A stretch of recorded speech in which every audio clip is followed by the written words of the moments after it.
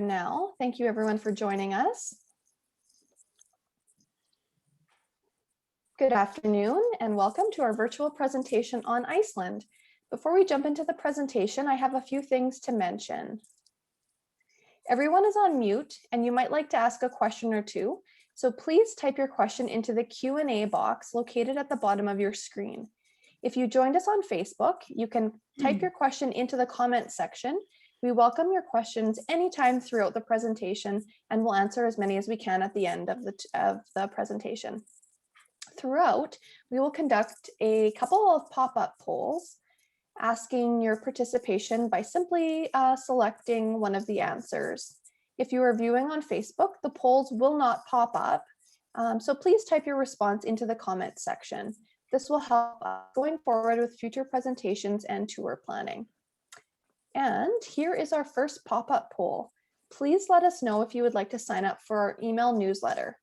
From Facebook, you can send us a quick email or hit the message button and send us your email address. If you already receive our newsletters, you don't need to sign up again. Just select I'm already getting it and you'll continue getting them. You'll receive invites for future presentations as well as timely information on new tours. You won't be inundated with emails and you can unsubscribe at any time. There may be a few more emails than normal right now as we keep everyone informed on our virtual presentation series. I've seen that there's a few more people joining us, so I'll just wait here. Hopefully everyone can see the poll and let us know if you'd like to sign up for our email newsletter.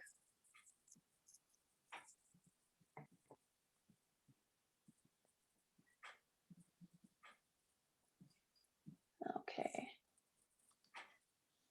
Should be good there. Perfect. Okay. So WestWorld Tour, as Western Canada's premier tour company, WestWorld Tours has been serving Canadians from coast to coast with escorted travel throughout North America and around the world since 2000, celebrating our 20th anniversary last year. On each of our tours, you will experience all the great sights, attractions, and activities that are important to you, trusting all the quality components of a successful trip are there, including excellent accommodations, modern, comfortable coaches, professional tour directors, experienced, courteous drivers, baggage handling, and several meals throughout the tour. Thousands of passengers have chosen WestWorld Tours' first-class style of touring, enjoying the great value, security, and stress-free environment. You'll see another pop-up poll here. How many here with us this afternoon have traveled with us before? If you're joining us from Facebook, you won't be able to see the poll, but you can comment with a yes or no into the comment section if you have traveled with us before.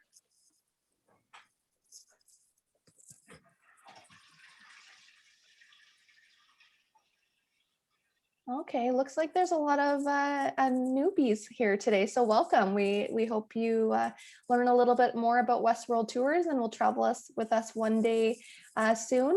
And for those that have traveled with us before, welcome back, and we can't wait to see you again in the future. And so with that, we received a high level of satisfaction from our passenger surveys, and I know our tour directors love seeing familiar faces on our tours. So as I mentioned, we love hearing from our passengers. This is a review left by Arnold and Shannon. These guests said, our vacation to Iceland was fabulous. WestWorld Tours did a great job of organizing the tour and tour guides were wonderful. We will always remember the beautiful scenery, fine food, and friendly people. And these guests made prior arrangements to meet with family in Iceland prior to the tour. The Kozaks visited many places where family homesteads once stood and learned about families, how they lived in this diverse climate and landscape. Shannon's grandparents immigrated from Iceland to Canada in the summer of 1892. You can find a little story on our Facebook page from Shannon and Arnold. And if you are joining this tour with us in the future and have ancestors from Iceland, please let us know ahead of time and we will try our best to get you some information and possibly get you a visit to the homesteads if we're running nearby. Kári will also talk about a little bit more about that as we move forward here. With COVID, everyone knows COVID-19 has turned the world upside down, with travel impacted as much or more than any other industry. With the health and safety of our travelers and staff being our highest priority, we are continually monitoring the situation. Having canceled all tour departures until the end of July, we understand the money you trusted in us may be better used for other things at this time. To respect that, we have refunded everyone who was booked on a canceled tour in full. It doesn't feel right issuing future travel credits. After all, it is your money and you should decide when and where you want to travel, not us. Now, with that being said, our second poll here, we are curious to know when you expect you will be ready to travel again, whether it be to Iceland or to another destination.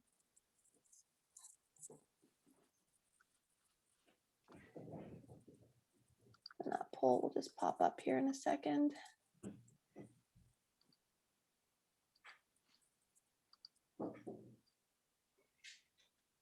So if you're joining us from Facebook, let us know when you think you might travel to this destination or when you're going to be ready to travel, whether that's next year, 2023, in the next 5 years, or you're just not quite sure yet.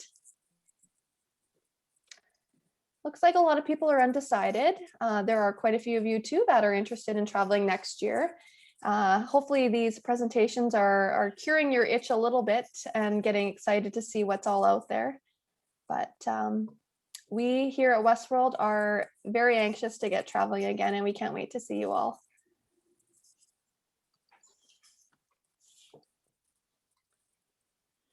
Perfect. I just wanted to quickly touch on our commitment to safe travel. So here at WestWorld Tours, our priority is to ensure that our guests and staff are safe while exploring, experiencing, and creating lifelong memories.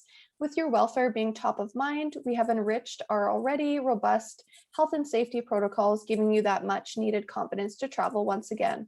With that being said, we are anticipating that we won't be traveling until everyone is fully vaccinated.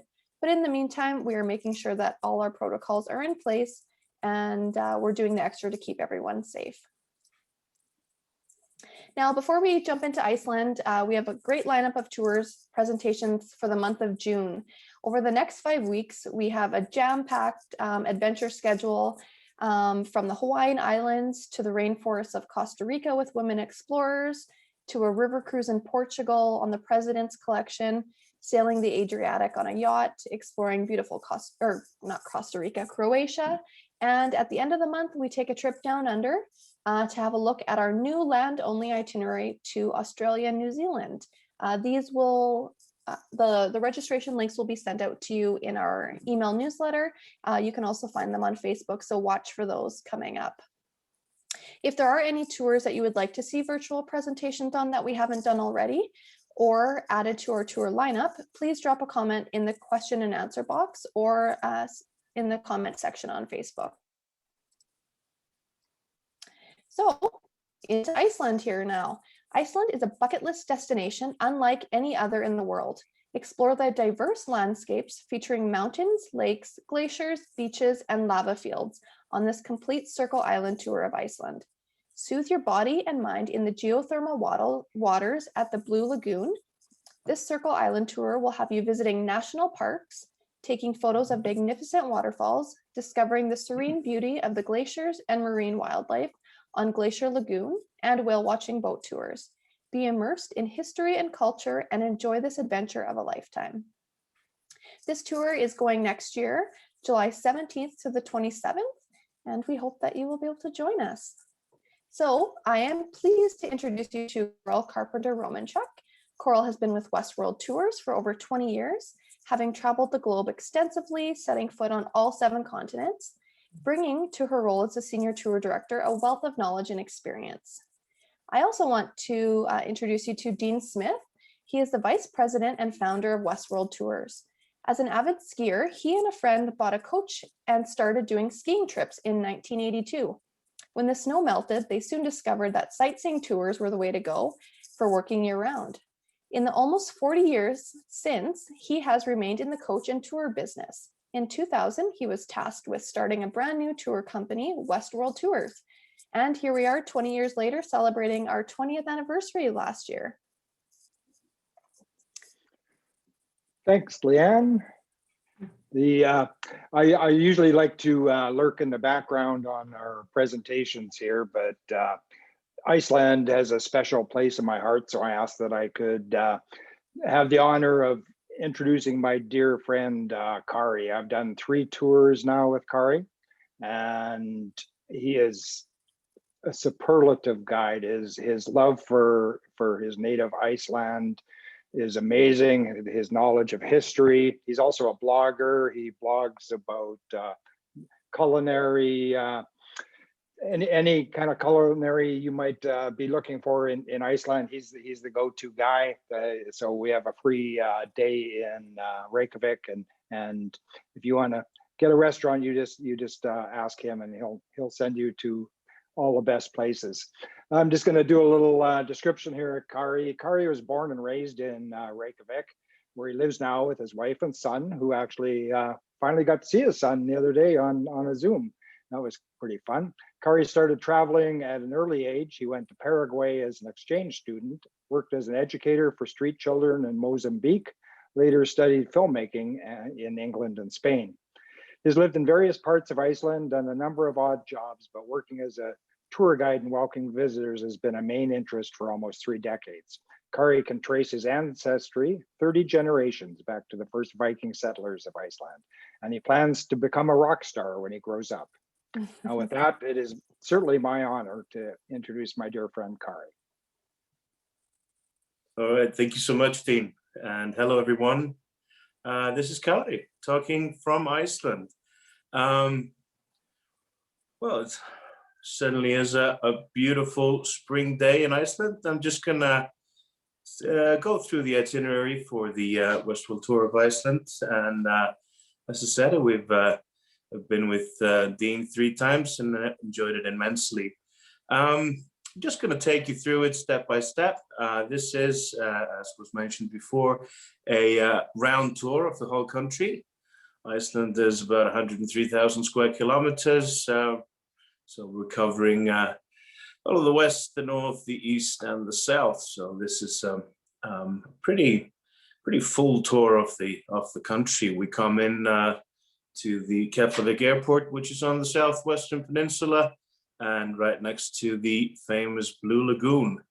And actually, some of you may have heard about the ongoing eruption on the same southwestern peninsula. It is, however, quite far from any structures or roads or anything, and it is currently just one crater. So it looks like it's not going to affect us in any serious way, but we're all excited to have an ongoing eruption.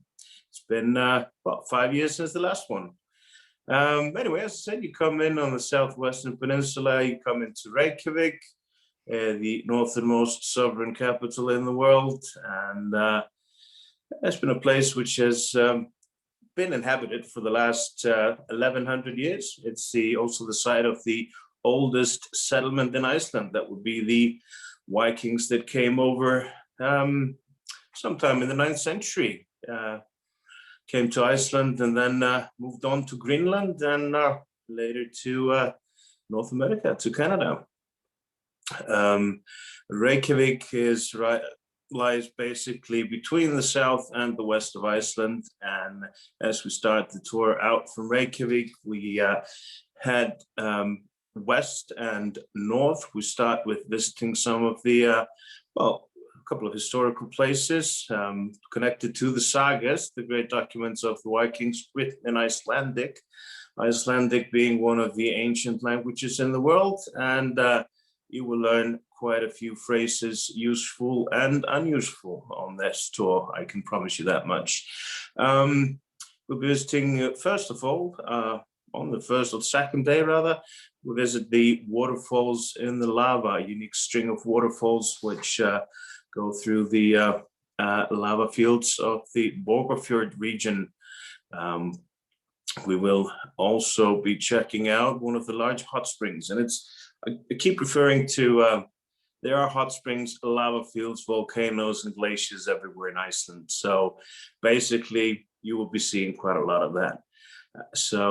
Well, lovely pictures of the waterfalls in the lava there, as well as the hot spring. That is the single largest hot spring in all of Western Iceland. We're looking at that. And these Iceland, of course, sits on top of two tectonic plates. So moving apart, we've got earthquakes all the time, nothing serious. We had about 2,000 earthquakes in February. It was a wonderful distraction from everything else that was going on. Shaken but not stirred, as they say. But the west of Iceland is part of the North American tectonic plate, and basically the east of Iceland would be a part of the Eurasian tectonic plate. And this is the reason for the endless volcanic landscape, the lava fields, the volcanoes, etc., etc. We then move to the north of the country, where we do quite a few things. We visit a traditional turf farm in an area which in fact was the area where a lot of the people that decided to emigrate to Canada in the 1880s and 1890s came from.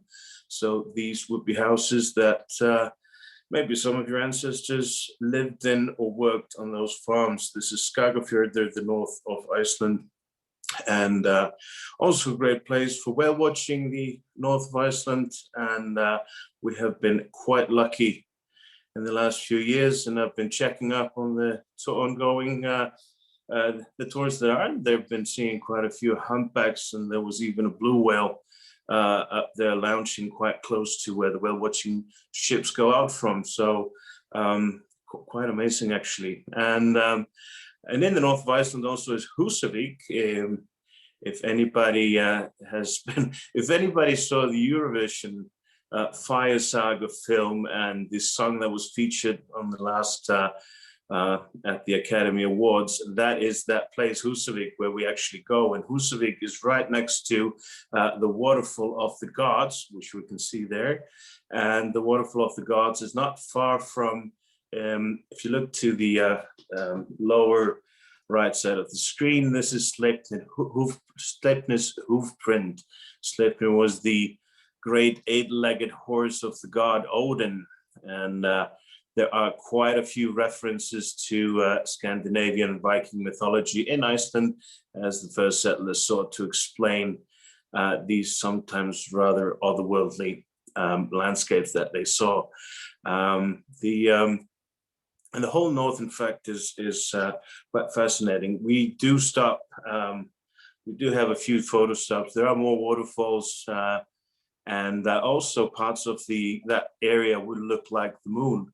And this is also an area that we traveled through, and I will keep referring to it. But for example, the first astronauts to go to the moon, Neil Armstrong, Buzz Aldrin, and Michael Collins, they went to the north of Iceland to practice before their first moon landing. So that is the area you're looking at right there. These are lava fields that stretch out for quite a distance. They're quite large. The remains of massive eruptions in the distant past that have built what looks like troll structures, if you will.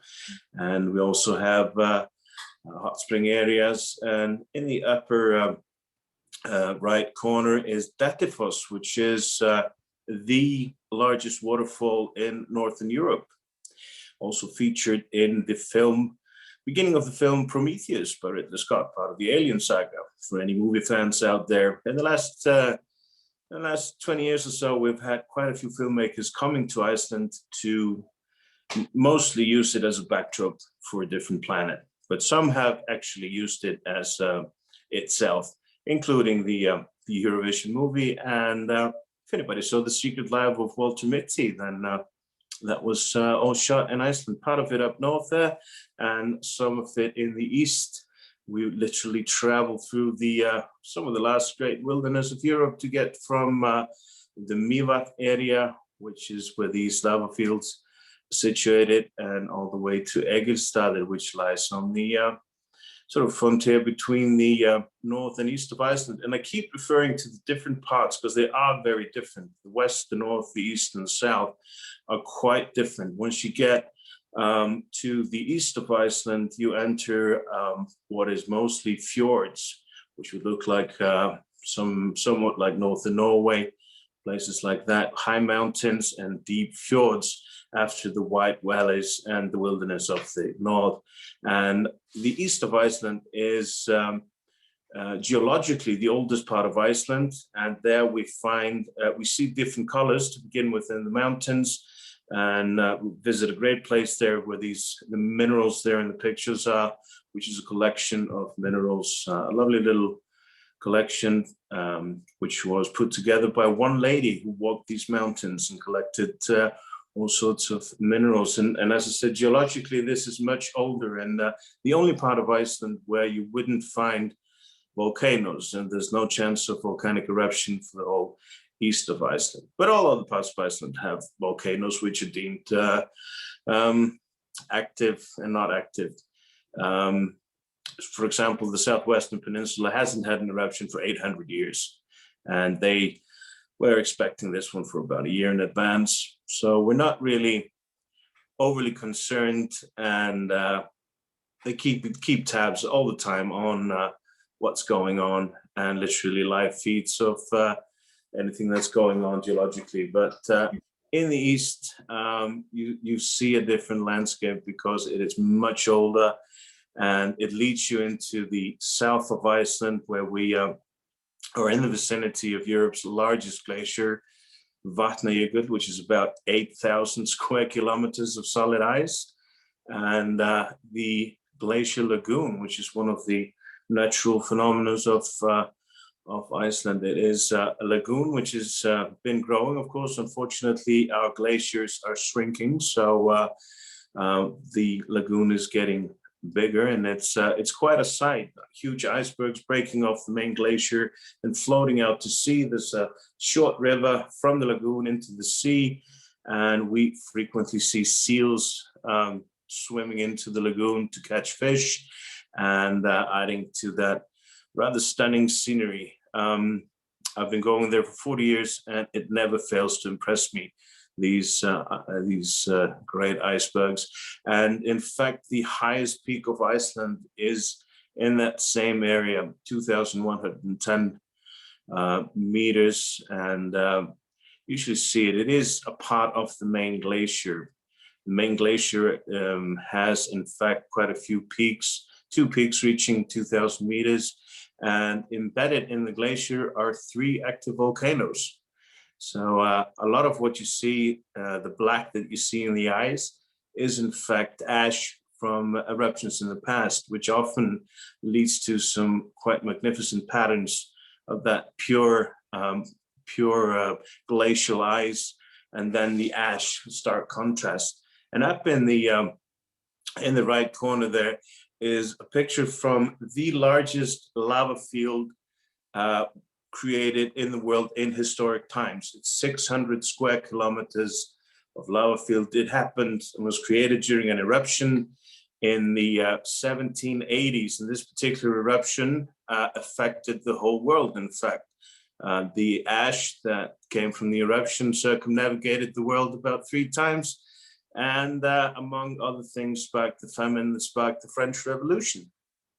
So there you go. Icelandic volcanoes in the past have, in fact, been quite instrumental in historic changes. But this lava field has about 2 or 3 inches of moss growing on it, and this is something that can only be, the landscape there can only be described as extraterrestrial. There's no other word for it.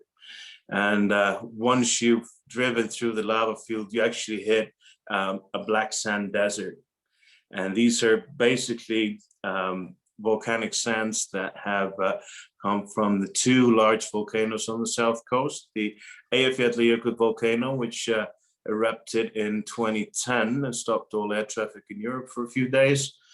We weren't too popular at the time. And also the great volcano Katla, sitting right on the south coast. And it is quite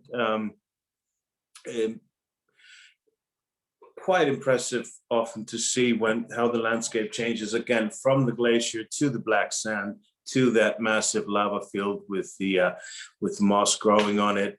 And then suddenly you hit the southwest part of Iceland, where you have quite a few waterfalls, as well as some rock formations, and these are quite different from the landscape before. And these waterfalls that we visit, they are well, quite frequently photoed and so on. But it's always, no matter what time of day it is, they're always impressive. And I can't promise a rainbow at that one, the Skogafoss waterfall down in the right corner. Can't promise a rainbow, but we've been lucky quite often. And there's also the great waterfall of gold there in the top corner. Gullfoss, the largest two-step waterfall in Iceland, in a glacial river flowing from Iceland's second largest glacier. And the middle picture there to the right is the great geyser Stockholm, one of the most active erupting geysers in the world, erupting usually every 4 or 5 minutes, up to 40 meters, and quite active. So, and this is, of course, this is the southwest of Iceland, and it is a lovely drive. And we, after going through this area, we got to Thingvellir National Park in Rift Valley. Historically very important for Iceland, since the Viking Parliament, the chieftains, the first settled here, formed a parliament there, making Iceland's parliament the oldest ongoing parliament in the world. Thingvellir National Park in Rift Valley also is the one of the well, few places where you can actually see the edges of the two tectonic plates. The rest of the mid-Atlantic ridge being more or less at the bottom of the sea, you actually see the edges, and you drive across from the edge of the North American tectonic plate on to the Eurasian tectonic plate, with a great lake in the middle and quite a scenic spot. It's also yeah, again, also historically, one of the major decisions in the history of Iceland have been made, and it closes the great sort of round Iceland tour. And I believe we may have had a picture of the Rift Valley coming up. Yeah, this is the Blue Lagoon, in fact, which is, if I remember correctly, at the on the last day of the tour. The Blue Lagoon is, of course, a super popular destination, absolutely unique. It's natural silica mud and geothermal water, and it's basically in the middle of a lava field.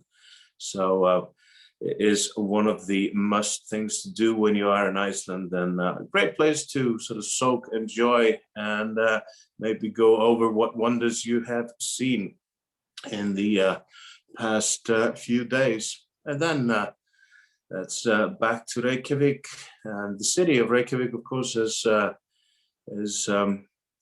quite known. In fact, first of all, it's historic and making a name for itself, for some new restaurants and some lively nightlife, as well as just offering a few scenic streets. It is a city that has changed quite a bit in the last 30 years or so, and it's grown quite extensively. It sort of stretches out on the southwest corner, and is also been, in the last, let's say, 15, 20 years, has become a home for quite a few music festivals throughout the year, namely Iceland Airwaves, as well as a few others, which might interest people. But all in all, that is pretty much the tour, and the round tour. I feel I'm actually dying to get out there. So we're looking forward to seeing you.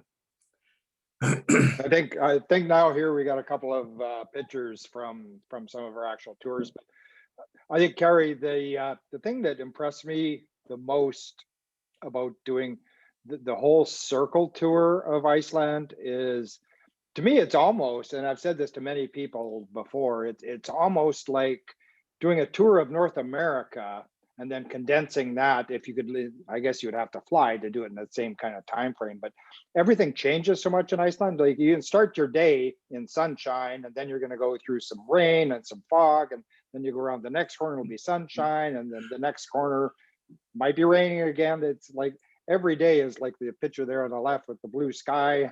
You could have the rainy day like 20 minutes later. It's so interesting how every corner you just don't know what's coming next. And I think everyone who has been on our tours that's one of the surprising things. Of course, you know, coming from Canada, you know, the second largest country in the world, it's you know, we drive like 200 kilometers to go for lunch, you know, so you know, you can go a long way in Iceland doing that. And Yeah. you'll notice here in this picture on the left there that we always have rainbows. Yeah, we had that rainbow tour, didn't we? That was quite good. But I always find it interesting, and I try to on this tour. I find it quite important that we're covering most of the country. That I can touch on just about every part of Iceland's history, every part of its geology, and you know, current affairs. And it's something new every day, and that's the way it should be, I think. And an adventure every day. I think every single day has something memorable.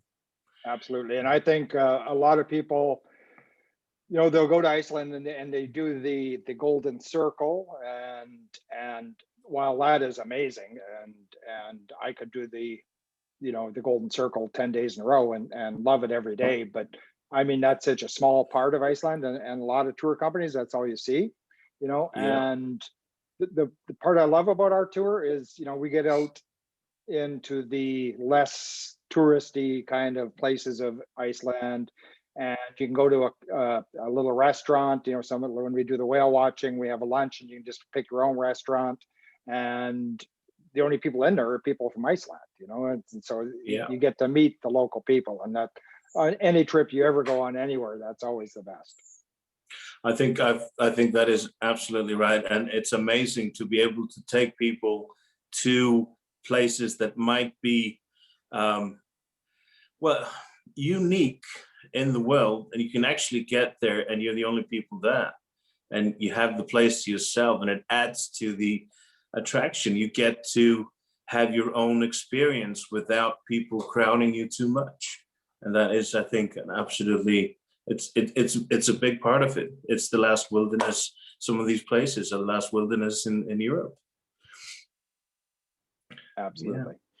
Yeah.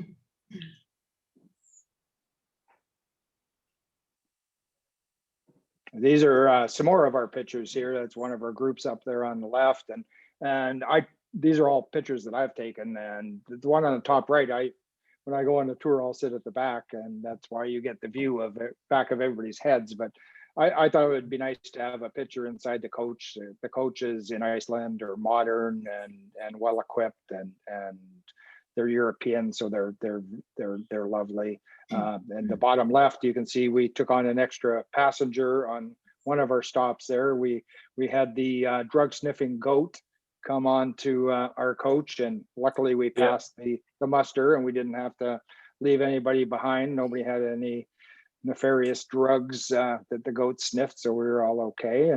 And tell us a little bit of the middle picture there. Kári added this stop, I think, on our second year, and oh, what a stop it is. Oh yeah, it's one of my favorite. This is an organic tomato grower. It's a geothermal greenhouse, basically, grows organic tomatoes. And he started a few years ago, started thinking maybe people would like to see what he's doing. He's actually growing tomatoes in the middle of Iceland and using green energy to do it. So he offers a great lunch, tomato soup, and just, you know, he does his thing. They make their own bread, and it's just a lovely place to visit. They show you around, they tell you a little bit about what they're doing. And for those interested, there's often the healthiest Bloody Mary in Iceland, definitely, if anybody's interested. But it is a wonderful place and well worth visiting, and adds to the it's so important when you've been talking about the use of geothermal energy. All energy in Iceland is green. It comes from water. It's either hydro or geothermal. And so places like this have actually made it possible for Icelanders to grow about 60–70% of their own vegetables. This is just one of the interesting features of living in Iceland.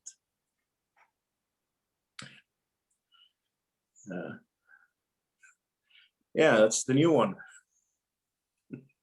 I wish I had seen that. That's all you, Kári, because I would really like to see that, but unfortunately right now we can't travel. Hopefully, maybe it might still be going when we come. They say so. It's as I said before, it is a reasonably small and contained eruption, but because it's coming straight from the core, they say it could go on for a few years even, similar to what we've seen, I believe, in Hawaii, where an eruption goes on for a long period of time. There's concern about lava flow, but it's basically the lava is just flowing into the next valley. And there's 2 or 3 more valleys that need to fill up before it touches any roads or anything. And it's quite far away from the main roads and the international airport and so on. It's in that same area, but it's not affecting it at all. We've seen the glow.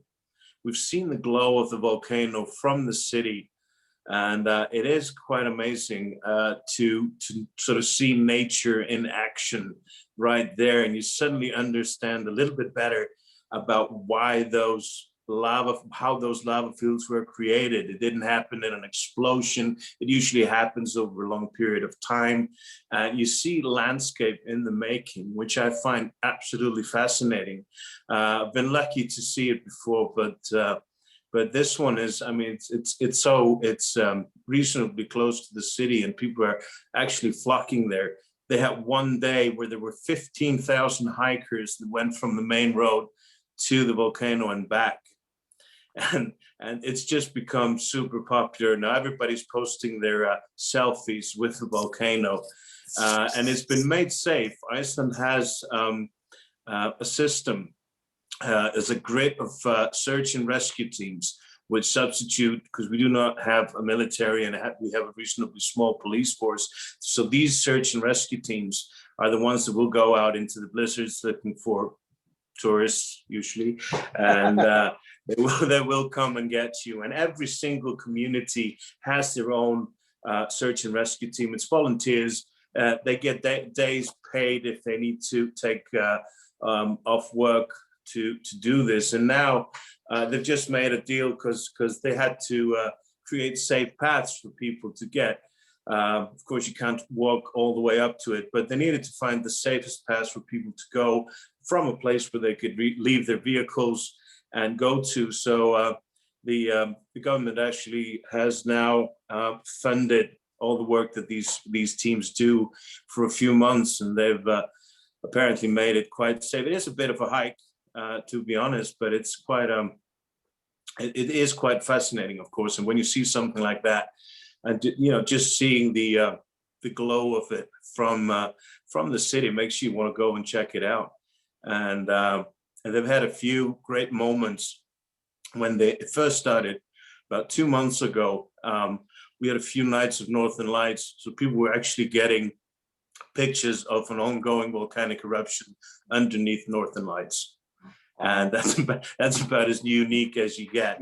But as I said, it is fascinating. And there actually is a live feed on national television. There's one channel which just has a live feed of the volcano. And I've caught myself actually just looking at it for hours, wondering if something's going to happen. Is the crater going to break slightly? Where is the next sort of pool of lava going to be created, and so on? So it is quite fascinating. That's very cool. I'm really excited and hopeful that there will be still going while we're there. And I know you had said when we've been chatting that they're making some roads so a coach can get at least within viewing distance. I hope so. I hope so. Yeah. I may have to make sure I get at least one more trip into Iceland here. Yeah. So I guess, sorry, this is me, isn't it? I'm supposed to now throw it over to the lovely Koral, who can talk about our international tours. Sure. It's a pleasure to be here with you this afternoon, everyone. I know there's some of you watching this afternoon who have attended several of our presentations, and I understand there's some of you who have not as well. So special welcome to all of you too. As Leanne mentioned earlier, my name is Koral Carpenter Romanchuk, 20 plus years now tour director with WestWorld Tours. So really lovely to be here with you today, and so wonderful and so fascinating to listen to Kári. Kári, thank you for your awesome presentation on your beautiful home country. One word that really caught my ear as you were talking was otherworldly. I think that's just a really fitting word to describe Iceland. Something that I was thinking as you were talking was astoundingly beautiful as well. It really strikes me as that. You see the screen up in front of you now, everyone. So I'm sure you've had a chance to read over what you're looking at here. My objective, just quite briefly this afternoon, is just to speak a few words on why you have a WestWorld guide that accompanies you on an international tour. Now, I know all of us at WestWorld certainly agree that it is absolutely wonderful having a local guide when we're traveling. Our local guide contributes things that we as a tour director can't possibly, just giving you those little ins and outs and those stories and all those really special things. That's a part of the local culture. But you still have, of course, a tour director with WestWorld accompanying you. And I'm going to touch a little bit on that, but the first thing you see in your screen, it says pre-tour phone calls right up at the top. And that's something I am so pleased to tell you that WestWorld does. Those of you who have traveled with us know this very well. If any of you are listening today that haven't, I just want to tell you a bit about that. And even if you were coming on a tour just in North America, it's something we still do. And maybe with an international tour, it's just that much more important. But you will receive a phone call ahead of time before we leave home on the tour. Just, an introduction from your guide. If we know you, it's a fun chance to catch up. If we haven't met you before, maybe more importantly, it's just a really nice icebreaker to talk to you. One thing that we're always going to do is just kind of reiterate the documents that you have, things we want to remind you of. Of course, very likely your travel agent will have done this with you, but we're going to remind you about the obvious, your passport, things like that. And we're also going to remind you of a few obvious things that you'll naturally have thought of. I want to take a rain jacket along. I need to have comfy walking shoes. Depending on where I'm going, I need to have sunscreen or, maybe gravel, some kind of motion meds, those sorts of things. And we're also going to remind you of some things that maybe are a little bit less obvious as well, too. What kind of adapter you're going to need to plug in your cell phone at night, your photo devices, your laptop, your phone, your camera, whatever you have. So things like that as well, currency, that sort of thing. We're going to touch on. Time zone difference is always an interesting one. I was thinking about that a day or two ago, chuckling to myself. When we're traveling internationally, depending on the time zone change, it's something to really think about for us. I'm not sure I have ever once done a tour to Australia where someone didn't accidentally call home in the middle of the night or have a loved one call them in the middle of the night. So just paying attention to, and of course we always have a chuckle about it the next day. So things like that are things that you might not necessarily think about, but it's good to be aware of. And traveling internationally, just cultural differences too. One interesting example would be, gratuities, traveling in a foreign country. That can be a lot different, traveling somewhere other than here in Canada or even in the US as well. So things like that are good to think about. Tips and advice that we might share with you as well too, like the idea of having photocopies of your important documents with you. That's just something that is great to be super organized and have a photocopy of your passport. Maybe have a copy of your credit card as well too. Things like that are just really important to think about. But the most important reason that we do a pre-tour phone call for you, and third from the bottom there, it says pre-tour, pre-trip questions. And that's all about you. The main reason that we call you as a tour director is to give you a chance to ask us the things that you're wondering about. Another one I was thinking of was, sometimes someone will say to me in the phone, I'm really tall and I just have to make sure that I have that aisle seat, for example. That might be something that someone is really worrying about before the tour. And we're there to hopefully, calm your apprehensions. Depending on how seasoned of a traveler you are, some people are just a little bit apprehensive. And maybe that's why it's so nice to travel as a group. In one word, comfort. Maybe it's just that comfort of traveling together. Yeah, and on the tour, our role as a tour director with WestWorld does change a bit. I always liken it to shifting from being more of the tour director that takes a foreground role to almost more of the tour coordinator, taking very much a background role to people like Kári or whomever the local guide happens to be on any destination. We're there just to help the tour go smoothly. You see a couple of small pictures, on the bottom left of your screen. There's actually a shot of me holding up a WestWorld sign. There's also a shot of our group standing in an airport. We always have what I call our Rendezvous Airport. So depending on where your home airport is, whatever city is closest to you, you'll be flying from there. And then depending on our international destination, we're going to have a rendezvous spot. So that might be the Vancouver airport. It might be Toronto. Sometimes it's Calgary. And that's where we're going to rendezvous and meet up with our entire group and then fly together overseas.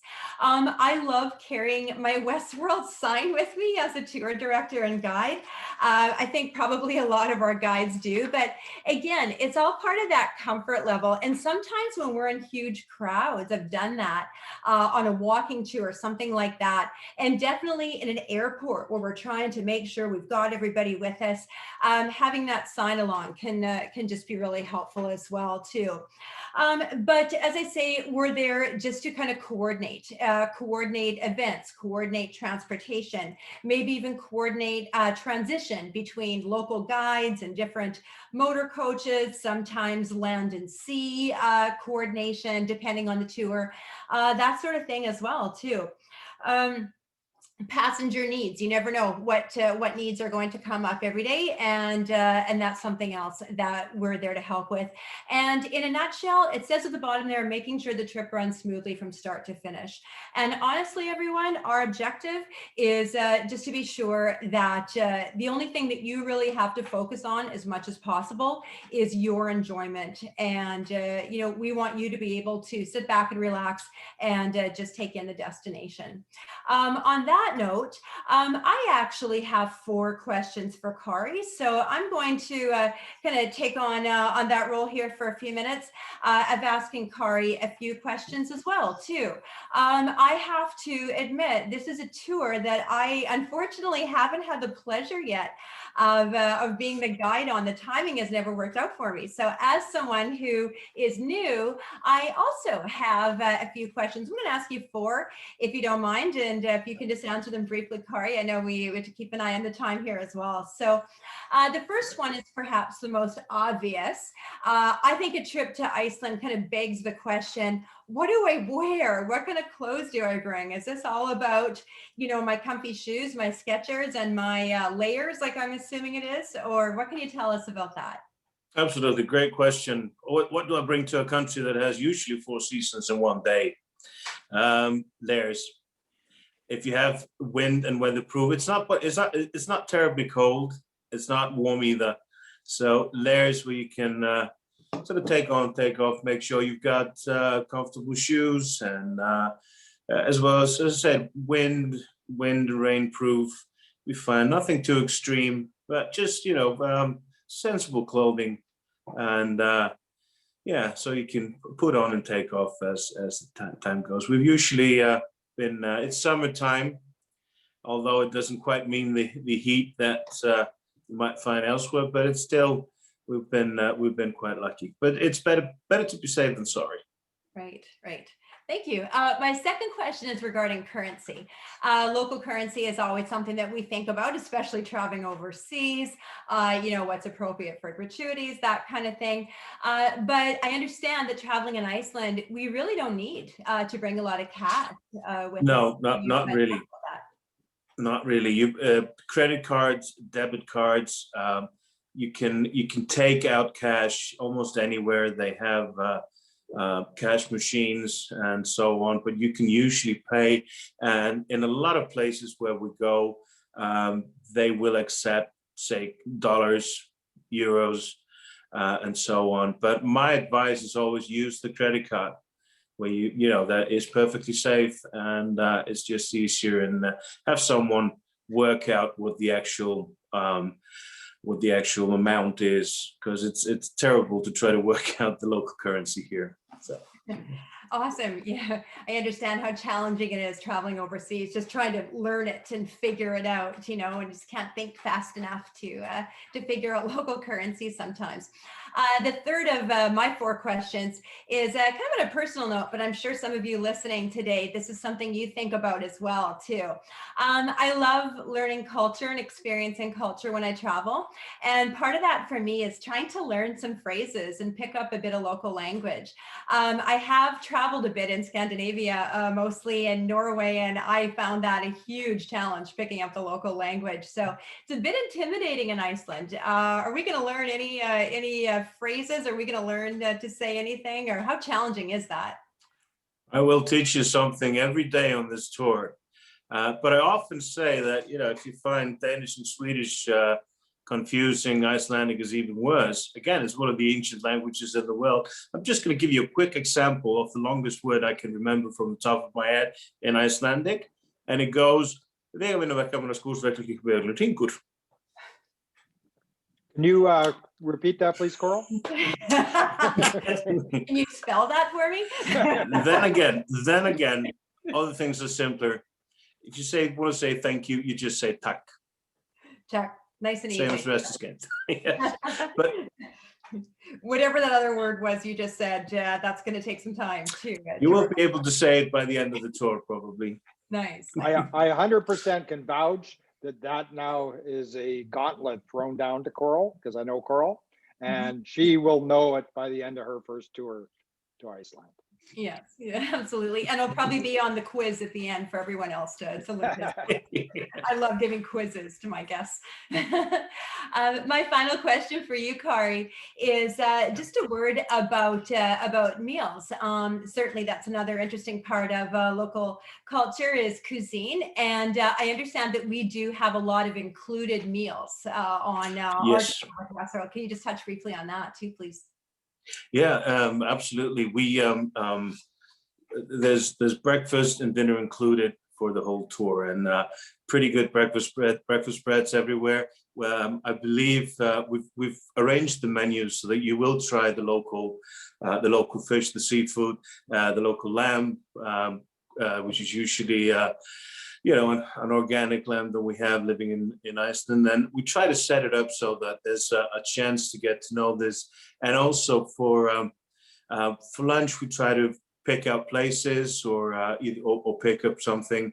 Iceland has a slightly odd culinary tradition since we were a colony of Denmark. So there's a lot of sort of Danish influence and everything, but we've been working on our own little sort of culinary school in the last few years, working mostly with the amazing seafood that we have and the organic lamb, and as well as vegetables grown in greenhouses. So it will be something, and every day something new. And I believe people have been, for the most part, quite happy. I can speak to that because I read the comment forms at the end of the tour, and definitely they've been very happy. I think there's one dinner. I think we have a free night in Reykjavik, which I like to do that. That's something we always try to have, even if all the meals are included, to try and have at least one time where people can actually, speak to Kári and say, okay, this is what I like, where should I go? And we do that in Reykjavik, where then they can go and explore and find a place of their own. But I think other than every breakfast and all dinners except one are included, and then there's I think 3 or 4 lunches, if I'm not mistaken, that are also included. So it's pretty. Lunches, yeah. 3 lunches. Yeah. Fantastic. I know as someone who loves to travel, experiencing cultures through the cuisine, through food and drink is such a wonderful part of traveling as well. So thank Absolutely. you. Yeah, again, a pleasure to be here with you this afternoon, everyone. I will turn things back over to Leanne and Dean and Kári. Perfect. Thank Thank you you. all for your participation in the tour this afternoon. So before we get into the questions, I just wanted to thank everyone that joined us this afternoon. We hope you found this presentation very informative. I know I sure did, as someone who has not been to Iceland either. It's definitely at the top of my list now. So we will be following up with an email in the next couple of days that has a link to this itinerary. So you'll be able to see the whole day-to-day itinerary. And you can also visit our website at westworldtours.com for more information on this tour or other tours. You'll also find previous tour presentations available there as well. You'll see that along the top banner of our website. And you can email us if you have any other questions at information@westworldtours.com, or visit our Facebook page, or by contacting your local travel agent. So now we will go into some of your questions. And let me just see here what we've got. So Joan asks, how do you manage solo passengers? So Joan, on our tours, we offer, if you're traveling solo, you can let us know that you're looking for if you're looking for someone to share the room with. If you want to travel solo, there is a solo price. You would have your own room for the whole time. And if you choose that you would like to share a room, we can set you up with someone else that is interested in sharing. We'll put you in touch ahead of the tour. You guys can make your decision whether you think the partner will work, and go from there. And then you both will pay the double passenger rate. Stuart asks about Haida is something that we are offering hopefully this summer. It's scheduled to go in August, I believe August 16th. It is a tour that goes every single year in the summertime.